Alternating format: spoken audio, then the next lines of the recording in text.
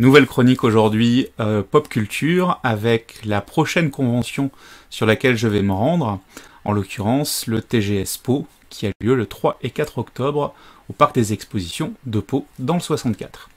Alors évidemment, cette convention elle est un peu particulière pour moi, puisque c'est la seule grosse convention se déroulant dans mon département, le 64, aujourd'hui.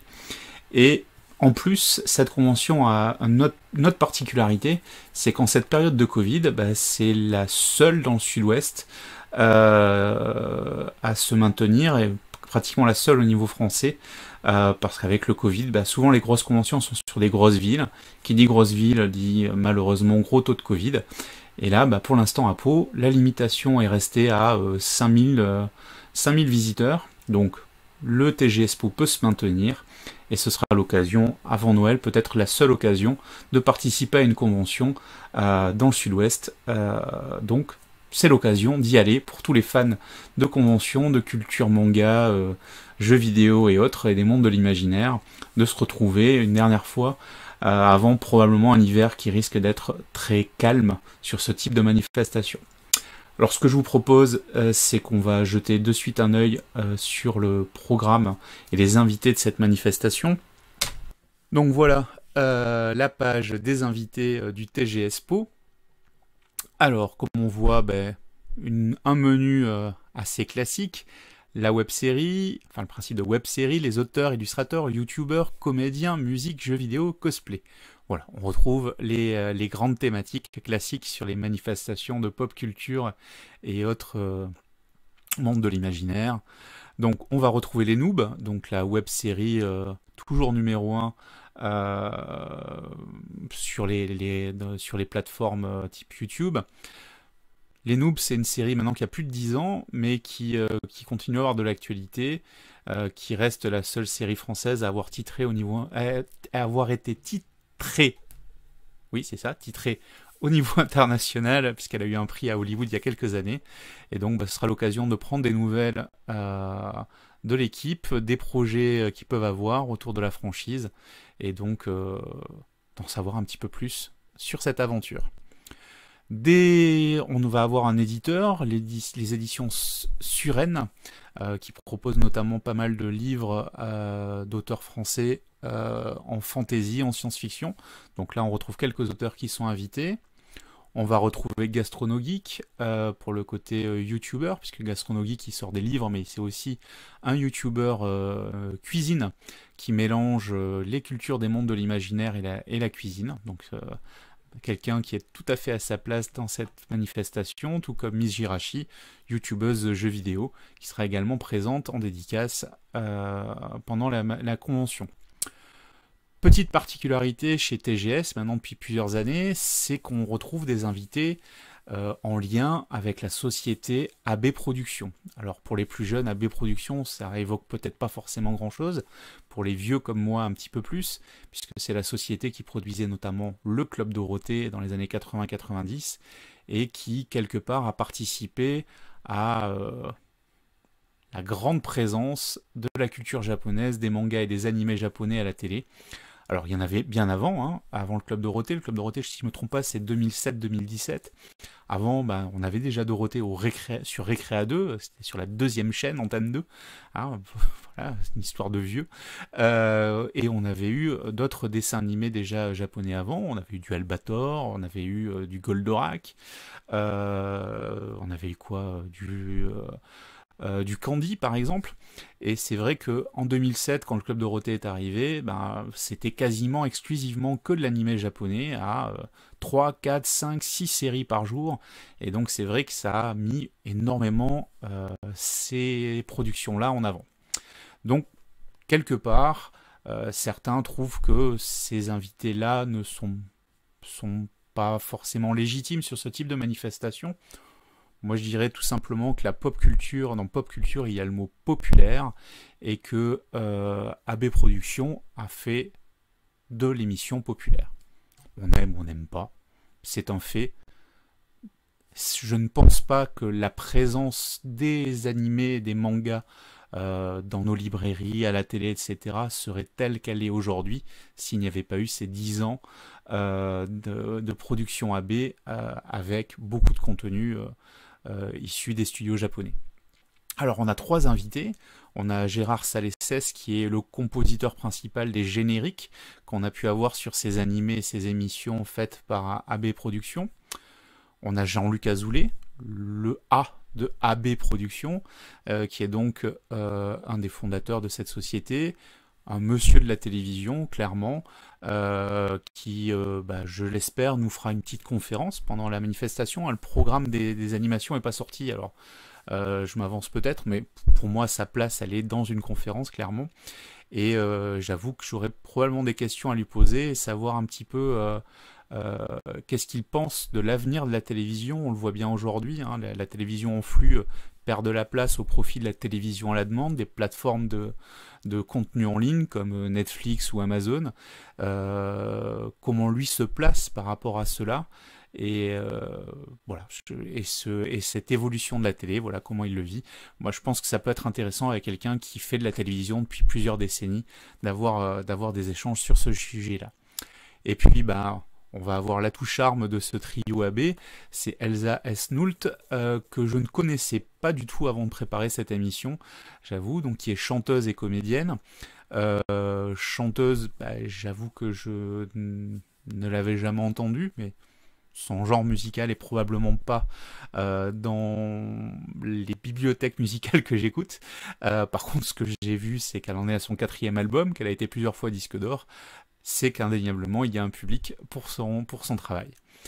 Maintenant, elle est aussi là parce qu'elle est comédienne, notamment dans Les Miracles de l'amour, donc une série AB qui existe maintenant depuis plus d'une dizaine d'années, qui est l'héritage de Hélène et les garçons, série phare des années 90, elle aussi produite par AB. Et donc, quelque part, on a une série populaire française qui est représentée dans le salon. Alors, je le redis, hein, pour certains, ça n'a pas sa place.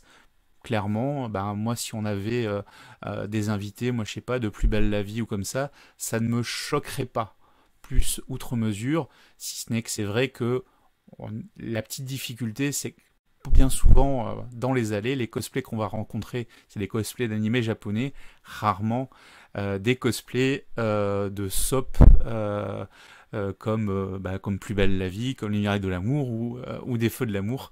Ça pourrait être amusant, mais je sais pas ce que ça peut donner.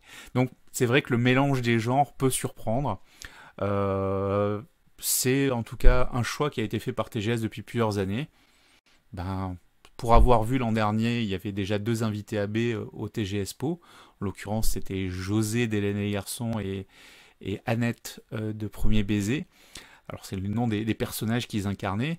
Ils avaient leurs fans, alors plutôt de ma génération d'ailleurs que des jeunes, hein, ça c'est vrai, mais c'était un moment convivial, populaire au sens le plus noble du terme, et pourquoi pas que tout le monde y trouve son compte dans ce type de manifestation.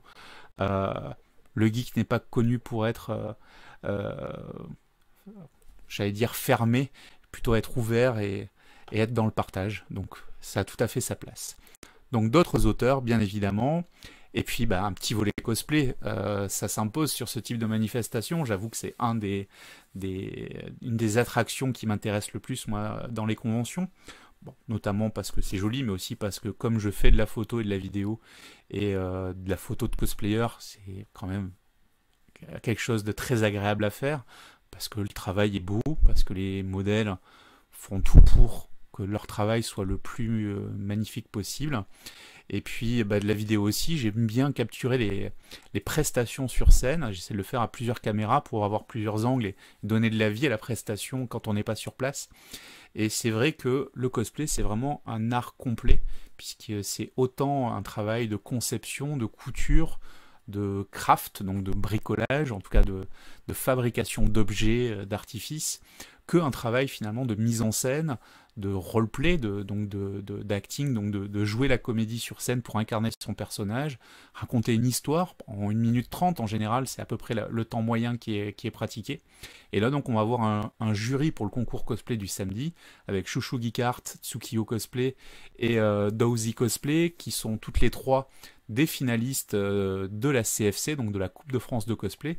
Et d'ailleurs, samedi, il y aura le concours cosplay général, mais avec une partie pour la qualification pour la finale de la 5e saison de la Coupe de France de cosplay. Ce sera la première qualification pour cette 5e saison, dont la finale aura lieu à Tours au mois de février 2022. Je ne me suis pas trompé dans la date. Première qualification ici à Pau pour la finale qui aura lieu en février 2022. D'ailleurs, la finale 2020, celle qui devait se dérouler cette année à Toulouse fin novembre, est reportée au mois de mai, puisque le TGS Toulouse a été annulé, hélas, et donc reporté en mai 2021, et la finale de la CFC 4e saison aura lieu à ce moment-là, au mois de mai également. Donc, première qualification pour la CFC ce samedi 3 octobre au TGS Pau, comme prévu.